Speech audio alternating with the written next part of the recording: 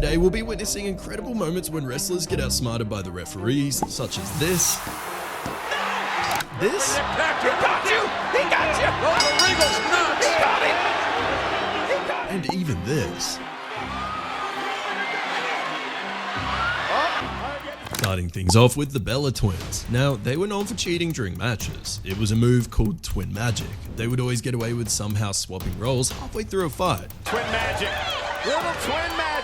So, for example, if Nikki was fighting and got tired, she would swap out with Brie, without anyone else noticing, so that they can win the fight. Unfortunately, this ended in 2013 when they both went up against Naomi and Cameron. During this match, Naomi and Brie were first up to fight. There's no love lost between these four divas. Yeah. That is until Naomi totally wrecked Brie's chance of success. That's when the twins decided to make their swap. Oh, little twin magic. Cameron saw this and told the ref straight away. Picks up the win, but Brie was in the match. The Bellas lost that match due to disqualification. It's a good thing the ref actually believed Cameron and did his job. However, the twins didn't take it too well. We now have the time Eddie Guerrero had been called out for his cheating. The cookie jar. What do you think?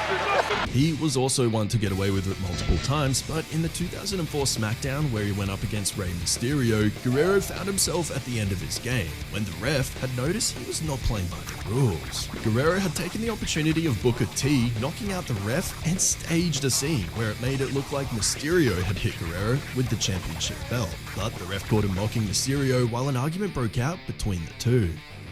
Guerrero was probably thrown off at the fact that he got caught, and that definitely cost him. Up next, we have the time R-Truth, Akira Tozawa, and Santa Claus were part of the 24/7 title. They all went up against each other on the streets of New York. They'd fought for miles. Come here! 1, 2, 3! However, at the end of the match, the ref had just about enough of all of them. Here's how that went down. I guess you could say the ref went off script there. For this, I'm going home! Taking things back to 2002 now, at Royal Rumble, William Regal was going against Edge. Now, Regal was known for his dirty move of using brass knuckles to win most of his fights. It even made him champion at one point. However, Regal soon tasted metal when his weapon was used against him during the Royal Rumble. Keep in mind, the brass knuckles were banned from the fight, so it was a big risk for him to pull them out of in the first place. Regal had been dominated by Edge in the beginning of the match. However, things turned around very quickly when Regal started punching. He then got a taste of his own medicine when he took out his brass knuckles to finish the job, only for him to get finished in the end. This unfortunately did not end well for any of the refs that went up there, but Edge was disqualified, which automatically put Regal in at first place. We're now going to witness the moment Earl Hebner had had enough of Triple H. After countless times of physically being pushed around by Triple H, Hebner had reached his limit in the April 17th, 2000 WWE Championship match. Triple H had gone up against Chris Jericho only for him to end up losing the match. This was due to Hebner performing a quick 3-second count that made Jericho the winner. Here's how it all went down. Triple H was pretty close to popping that vein on his head when he realized he had lost the title to Jericho. In the end, he had agreed to never lay a hand on Hebner for as long as he was a ref with WWE. We never, ever harm you or touch you. Nexus made a bold move to intervene. One of their members, Michele Tavo, tried to lock off the cage door, but a quick-thinking referee seized the bolt cutter and swiftly went backstage. When the rest of Nexus confronted the referee demanding the key, he made a clever move. Instead of yielding, he tossed the key into the crowd and pointed to the WWE logo on his shirt, signaling severe consequences if any harm came to him.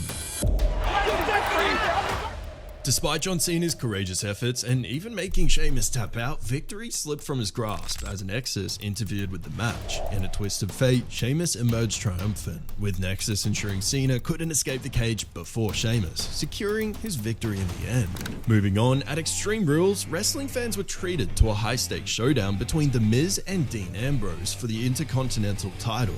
But what made this match particularly intense was the added stipulation that if Ambrose got disqualified, he'd lose his championship title. John, don't do this! He didn't do it on purpose! Knowing this, The Miz attempted to manipulate the situation to his advantage, and one of the ways which he thought of doing this was by getting his wife and manager, Maryse Olay, to slap him. In theory, this should have been an immediate disqualification, but this referee was smart enough to realize what The Miz was doing and sent Maryse away from the ringside, allowing the match to continue.